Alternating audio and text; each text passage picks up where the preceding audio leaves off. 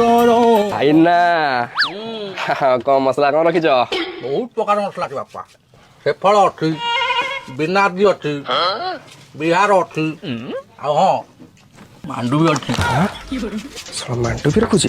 ଏ ଭାଇନା ଗୋଟେ କଥା ଥିଲା ମ, କେମିତି କଣ ଦଉଛ? କିଛି ନାହିଁ, ନବ ଖୋଲିକି ଖାଇବ। ଖୋଲିକି ଖାଇବି?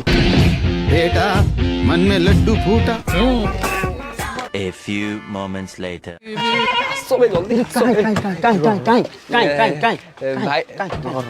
ଭାଇନା ସାଙ୍ଗ ଆସିଗଲେଣି, ଦେଇଦେଲନି ଆମେ ପଳେଇଥାନ୍ତୁ। କେତେ ଟଙ୍କା ନେବ? ଗୋଟାଏ ଦିଅ। ଆଚ୍ଛା ହଉ ରୁହ ଦଉଛି। ଗାଡି ଭିତରେ ଆଣି ଦେଇଦେବେ। ଭାଇନା ଗାଡି ଭିତରେ ଟିକେ ଆଣି ଦେଇଦଉନାହାନ୍ତି। ହଉ ବସ।